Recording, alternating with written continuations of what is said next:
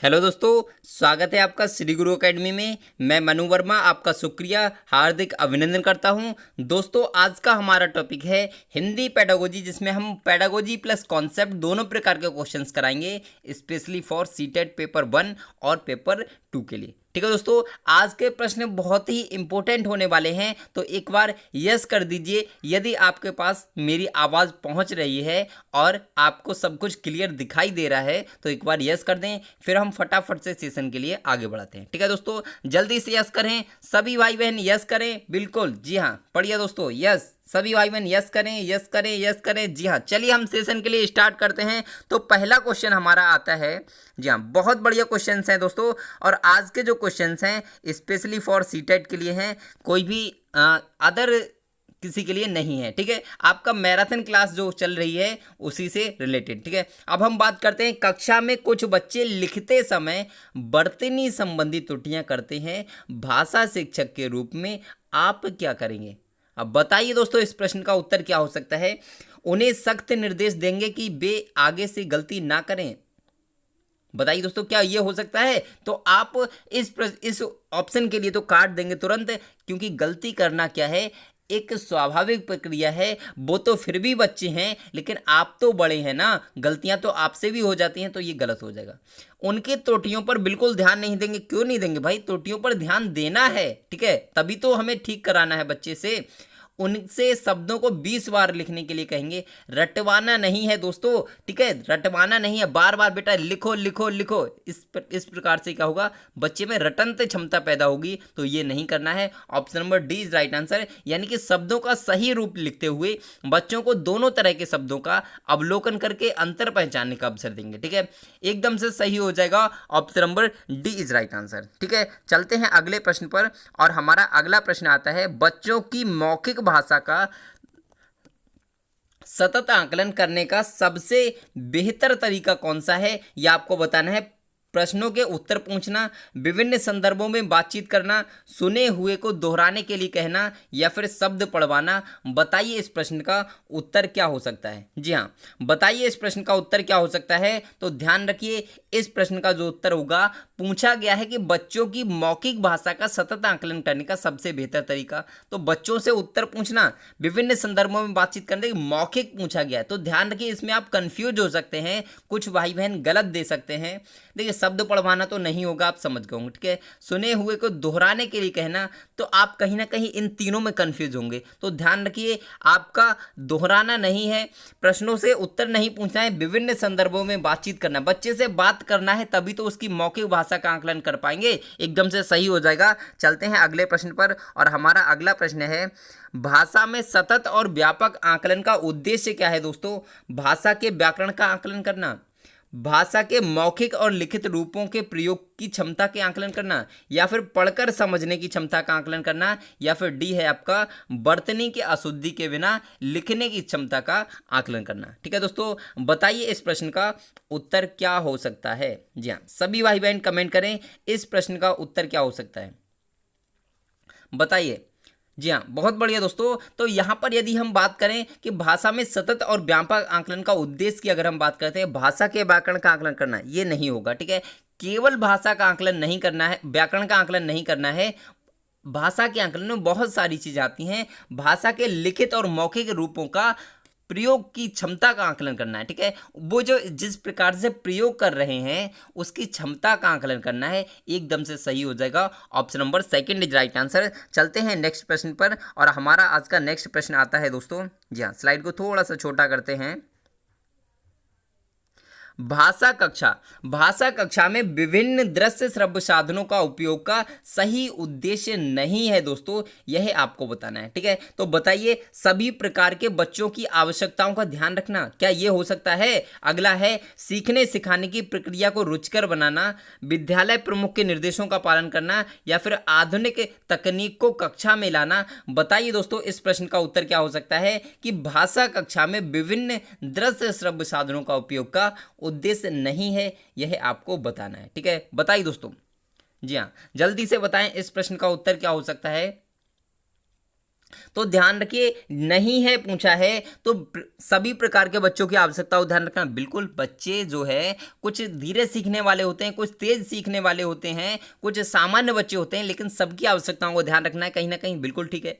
सीखने सिखाने की प्रक्रिया को रुचिकर बनाना है, बच्चों में इंटरेस्ट पैदा करना है, बिल्कुल ठीक है। लेकिन विद्यालय प्रमुख के निर्देशों का पालन नहीं करना है दोस्तों, यह नहीं होगा। Option number C is right answer. Option number C is the right answer, एकदम से सही हो जाएगा। आप सभी लोगों को समझ में आया होगा। चलते हैं नेक्स्ट प्रश्न पर, ठीक है। हमारा आज का नेक्स्ट प्रश्न है कि पाठ्य पुस्तक की भाषा, पाठ्य पुस्तक की भाषा कैसी होनी चाहिए? तत्सम प्रधान, तद्भव प्रधान, या फिर एकाधिक कठिन शब्दों से युक्त होनी चाहिए, या फिर बच्चों की घर व समुदाय की भाषा से मिलती जुलती होनी चाहिए? बताइए दोस्तों किस प्रकार की होनी चाहिए पाठ्य पुस्तक की भाषा। जी हाँ, सभी भाई बहन कमेंट करें। तो ये तो आप समझ गए होंगे, इसमें कोई दिक्कत ही नहीं है। तद्भव प्रधान, तत्सम प्रधान, इनसे कोई संबंध ही नहीं है।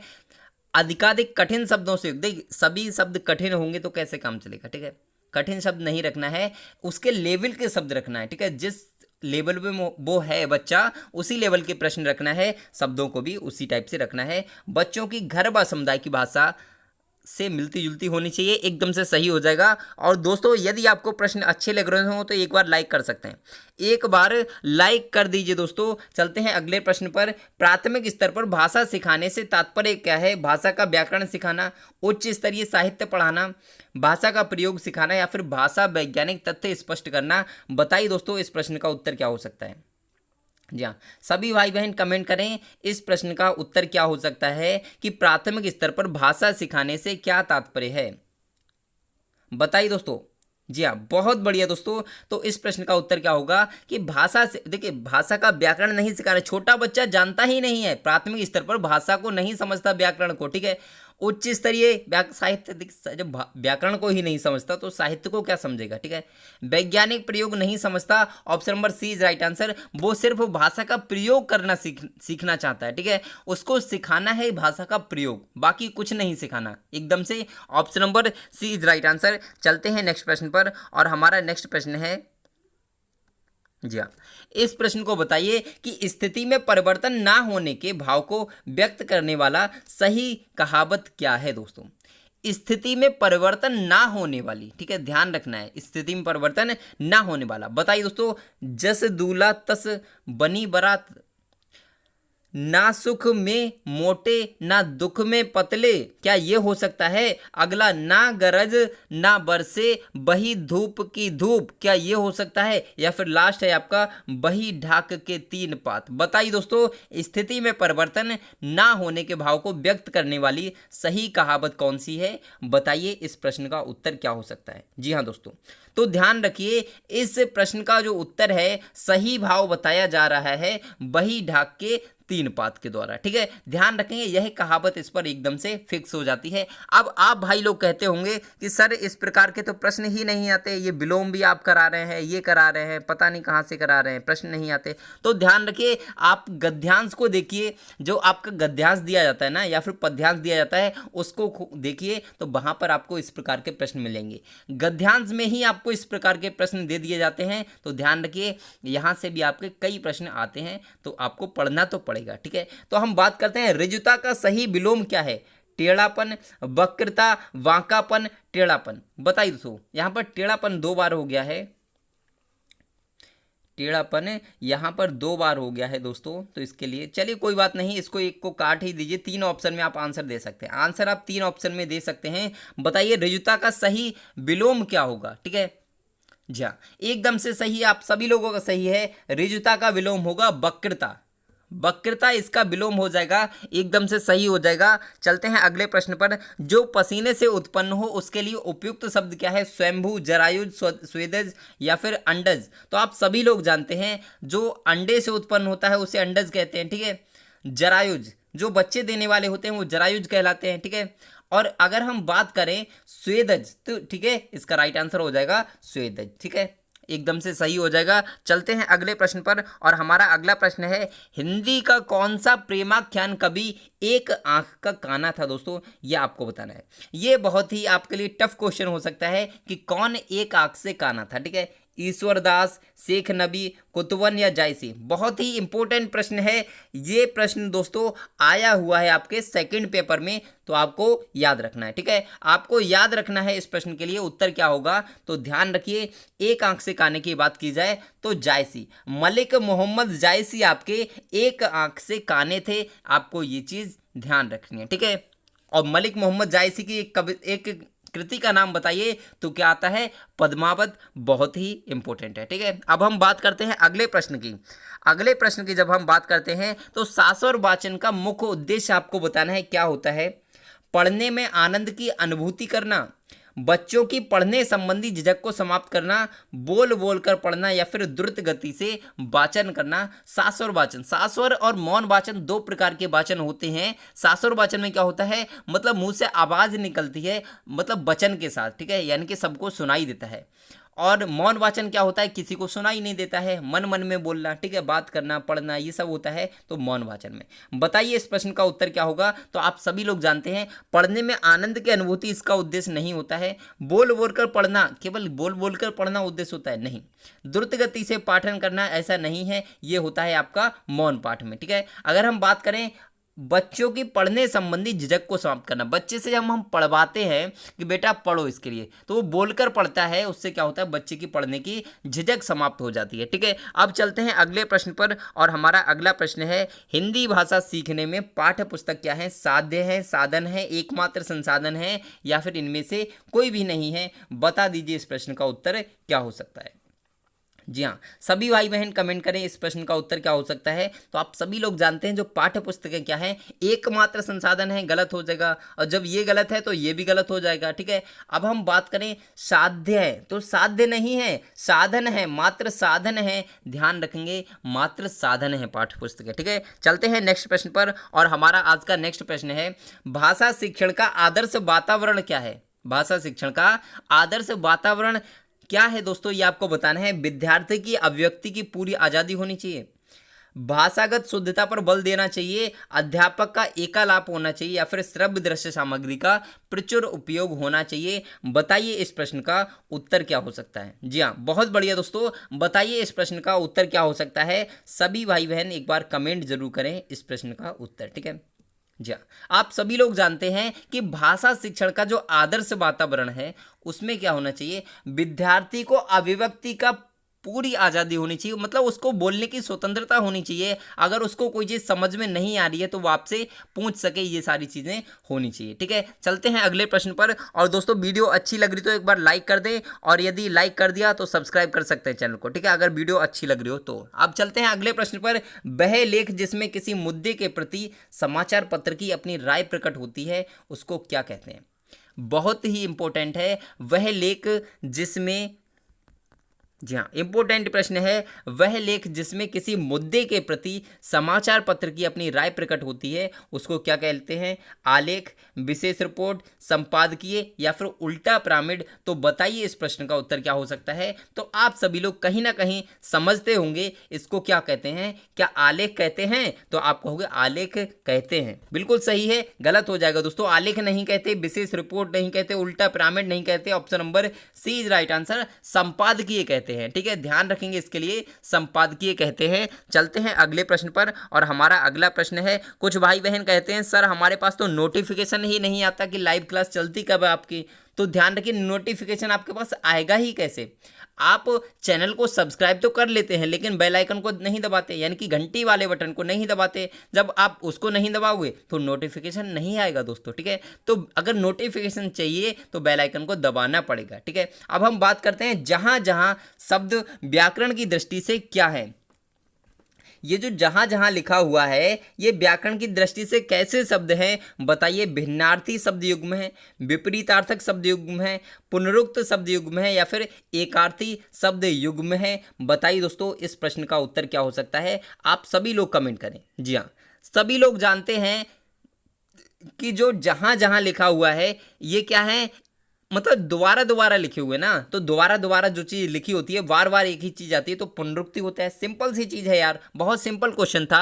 Option number C is right answer. चलते हैं नेक्स्ट प्रश्न पर, और हमारा नेक्स्ट प्रश्न है, किसी वस्तु को दूसरे देश से अपने देश में क्रय करके लाने की क्रिया क्या कहलाती है? यानी कि किसी दूसरे देश की चीज़ है और हमने उसे खरीद कर अपने देश में लेकर आए तो उसे क्या कहेंगे? आयात, निर्यात, प्रेषण या वाहन। बताइए दोस्तों इस प्रश्न का उत्तर क्या हो सकता है? जी हाँ, सभी भाई बहन कमेंट करें, इस प्रश्न का उत्तर क्या हो सकता है? बताइए दोस्तों।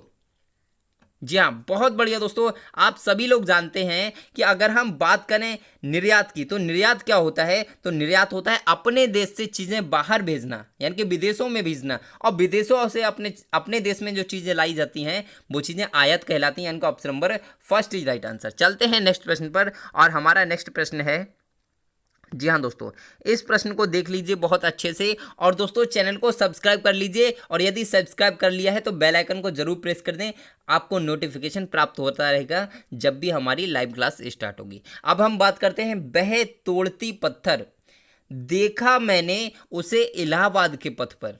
वह तोड़ती पत्थर देखा मैंने उसे इलाहाबाद के पथ पर। यह पंक्तियां किसकी हैं दोस्तों? ये थोड़ा सा मिस हो गया, पंक्तियां हो गए यहाँ पे, ठीक है। यह पंक्तियां किसकी हैं? सुमित्रा नंदन पंत की, भवानी शंकर पंत की, सूर्यकांत त्रिपाठी निराला की, या फिर नागार्जुन की। बताइए यह पंक्तियां किसकी हैं? तो ये आपने पढ़ी हुई हैं, तो आप सभी लोग जानते भी होंगे, लेकिन कुछ भाई बहन थोड़े से कंफ्यूज हो रहे होंगे कि क्या सुमित्रा नंदन पंत हो सकता है या सूर्यकांत त्रिपाठी निराला हो सकता है। तो ध्यान रखिए, इस प्रश्न का जो उत्तर होगा वो होगा आपका सूर्यकांत त्रिपाठी निराला। यानी कि तोड़ती पत्थर किसका था? तो आप कहोगे सूर्यकांत त्रिपाठी निराला की पुस्तक का नाम था, ठीक है। चलते हैं दोस्तों अगले क्वेश्चन पे, और हमारा अगला बहुत ही इंपॉर्टेंट प्रश्न है। इस टाइप के प्रश्न भी आपके आ जाते हैं अलंकार से, ठीक है। अलंकार से भी आ जाते हैं, रस से भी आ जाते हैं कभी कभी, ठीक है। देखिए मैं आपको बता दूं, सीटेट में आपका सिलेबस बहुत ब्रॉड है। ब्रॉड का मतलब ये है कि 60% तो आपकी पेडागोजी आती है, ठीक है।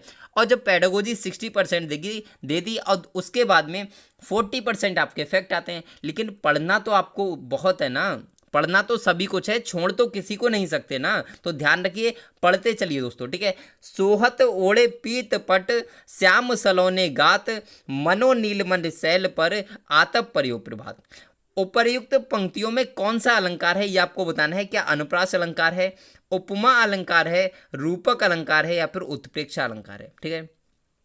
तो आप इस उदाहरण के लिए बचपन से पढ़ते हुए चले आ रहे हैं, तो ये कौन सा है? तो आप सभी लोग जानते हैं ये कहीं ना कहीं उत्प्रेक्षा अलंकार है। कैसे पहचाना हमने? तो इसमें कुछ शब्द होते हैं दोस्तों। कौन कौन से शब्द होते हैं तो मैं आपके लिए बता देता हूं, ठीक है। मनो, मानो,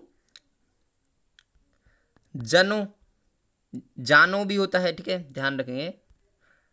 चलिए मैं आपको ऐसे ही बता देता हूँ, मनो, मानो, जनो, जानो, इस प्रकार के कई सारे आपको जो शब्द दिखाई देंगे, तो आप वहां पर क्या लगाएंगे? वहां पर आप उत्प्रेक्षा अलंकार को टिक कर सकते हैं, एकदम से सही हो जाएगा। Option number D is right answer, बिल्कुल सही हो जाएगा। चलते हैं अगले प्रश्न पर, और हमारा अगला प्रश्न है कि गीता मंद मंद मुस्कुरा रही है। इस वाक्य में मंद मंद व्याकरण की दृष्टि से क्या है? ये जो मंद मंद लिखा हुआ है ना, ये बताना है कि व्याकरण की दृष्टि से क्या है दोस्तों। एक बार वीडियो को लाइक कर दें, सभी भाई बहन वीडियो को लाइक कर दें। बहुत बढ़िया दोस्तों, आपसे तभी तो मैं कहता हूं कि आप सच में बहुत अच्छे हैं और आप बहुत जल्द शिक्षक बनेंगे। मैं आपके साथ हूं, मैं मनु वर्मा और श्री गुरु एकेडमी दोनों आपके साथ हैं, तो आपको टेंशन लेने की जरूरत नहीं है, ठीक है। तो बात करते हैं इस प्रश्न की। तो बताइए मंद मंद क्या है? विशेषण है, क्रिया विशेषण है, संज्ञा है, सर्वनाम है? तो बताइए दोस्तों है क्या? तो बहुत बढ़िया दोस्तों, आप सभी लोगों ने एकदम से सही दिया है। ये क्या है? क्रिया विशेषण। ये क्या है? क्रिया विशेषण। तो यहाँ पर होता क्या है? तो यहाँ पर संज्ञा की बात करें, किसी का भी नाम संज्ञा होता है, आप जानते हैं, ठीक है। संज्ञा के स्थान पर जो शब्द प्रयोग किए जाते हैं सर्वनाम होते हैं। विशेषण क्या होता है? तो आप विशेषता जो बताई जाती है वही विशेषण होता है। और क्रिया विशेषण क्या होता है? तो क्रिया की विशेषता जो बताता है उसे क्या कहते हैं? क्रिया विशेषण, ठीक है। जैसे मंद है, मंद क्या है? ये क्रिया है ये, ठीक है, यानी कि धीरे। अब क्रिया की ही विशेषता बताई जा रही है, मंद मंद, यानी कि क्या हो गया? क्रिया विशेषण हो गया। Option number B is right answer, एकदम से समझ में आ गया होगा। चलते हैं अगले प्रश्न पर कि ज्ञानपीठ पुरस्कार किस क्षेत्र में श्रेष्ठ कार्य करने पर दिया जाता है? समाज सेवा करने के लिए, सिनेमा के लिए, विज्ञान के लिए, साहित्य के लिए? बताइए इस प्रश्न का उत्तर क्या हो सकता है। ये तो आपका बहुत ही सिंपल और पता होना चाहिए आपको कौन सा प्रश्न हो सकता है, ठीक है। क्या हो सकता है इसका उत्तर, ठीक है। यह प्रश्न आपका किसी में भी आ सकता है, आपका इन्वायरमेंट में भी आ सकता है, हिंदी में भी आ सकता है, आपका मनोविज्ञान में भी आ सकता है, कोई बड़ी बात नहीं है, ठीक है। तो बताइए इस प्रश्न का उत्तर क्या होगा। तो ध्यान रखिए, ज्ञानपीठ पुरस्कार ये किस क्षेत्र में दिया जाता है, तो साहित्य के क्षेत्र में दिया जाता है। किसमें, साहित्य के क्षेत्र में ये पुरस्कार दिया जाता है। एकदम से सही हो जाएगा आपका उत्तर। अब दोस्तों बात करते हैं, ध्यान रखिए आपको लाइव क्लास में आना नहीं भूलना है। आपको लाइव क्लास का शेड्यूल ना पता हो तो सुन लीजिए, दोपहर में 12 बजे, शाम को 4 बजे और रात्रि में 9 बजे आपको लाइव क्लास मिलती है। तो आपको कहीं जाने की जरूरत नहीं है, अच्छे से पढ़ते रहिए क्योंकि आपके पास समय बहुत कम बचा हुआ है। कितना, तो आपका वो 20 डेज, मात्र 20 डेज मानकर चल दिए कि आपके पास 20 डेज है और उसी हिसाब से तैयारी करिए। अभी आपको कछुए की चाल नहीं चलना है। वैसे कहते हैं लोग कि हमें कछुए की चाल चलना चाहिए, लेकिन कब चलना चाहिए, जब हमारे पास समय हो तब चलना चाहिए, ठीक है। जब हमारे पास समय ना हो तो हमें खरगोश की चाल ही दौड़ना चाहिए, यानी कि स्पीड से काम को करना चाहिए। इसीलिए आपने देखा है मैं कभी बीच में बातें नहीं करता, ठीक है, कभी भी डिस्टर्ब करने की कोशिश ही नहीं करता, ठीक है, कभी टॉपिक सेट पर बात नहीं करता, सिर्फ इसीलिए क्योंकि मुझे एग्जाम क्लियर कराना है आपका, ठीक है। तो दोस्तों आज के लिए इतना ही रखते हैं, फिर मिलते हैं एक नेक्स्ट वीडियो में नेक्स्ट टॉपिक के साथ। तब तक के लिए खुश रहिए, मस्त रहिए, मुस्कुराते रहिए और तैयारी करते रहिए दोस्तों, ठीक है। तो चलिए बाय बाय दोस्तों।